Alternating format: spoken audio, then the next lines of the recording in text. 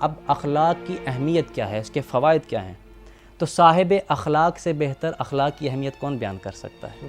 وہ ہستی کہ جن کے بارے میں خدا خود فرماتا ہے کہ اِنَّكَ لَعَلَىٰ خُلُقٍ عَظِيمٍ، اے میرے حبیب آپ جو ہیں وہ اخلاق کے عظیم کے مالک ہیں۔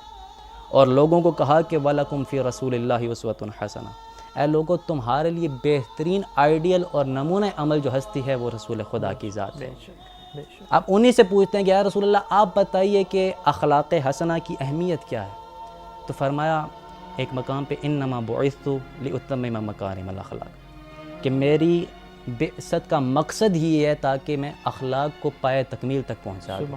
یعنی اسلام کا مقصد یہ ہے کہ وہ اخلاق کی تعلیم دینا چاہتا ہے، رسول خدا کی بعثت کا مقصد یہ ہے کہ وہ اخلاق کی تعلیم دینا چاہتے ہیں۔ گویا اگر کوئی خود کو مسلمان کہلاتا ہے تو اس کو چاہیے کہ وہ خود میں اخلاق حسنہ بھی پیدا کرے۔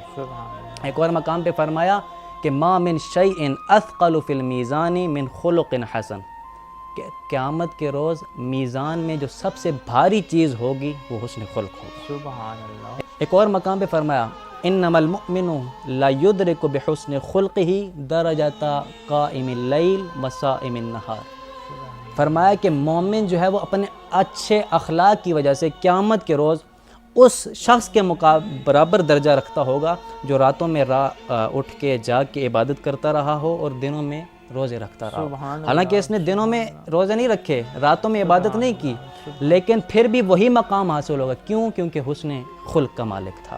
ایک اور مقام پہ فرمایا کہ احبکم الی اللہ احسنکم خلقا، کہ اگر خدا کے محبوب ترین بننا چاہتے ہو نا تو اپنا اخلاق بہترین کر لو۔ اگر تمہارا اخلاق بہترین ہوگا تو تم خدا کے زیادہ محبوب ہو جاؤ۔ ایک اور مقام پہ فرمایا کہ امام باقر علیہ السلام نے فرمایا کہ ان اکمل المؤمنین ایمانا احسنہم خلقا، مومنین میں کامل ترین ایمان اسی کا ہے جو سب سے بہترین خلق رکھتا ہے۔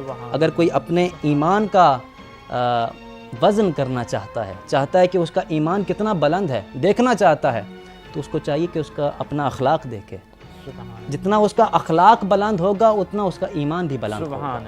ایک اور مقام پہ فرمایا سید الانبیاء نے فرمایا کہ ما اکثر ما يدخل الجنت الناس تقوی اللہ وحسن الخلق، کہ قیامت کے روز جو چیز لوگوں کو سب سے زیادہ جنت میں لے کے جائے گی وہ دو چیزیں ہیں، ایک اللہ کا تقوی ہے اور ایک حسن خلق ہے۔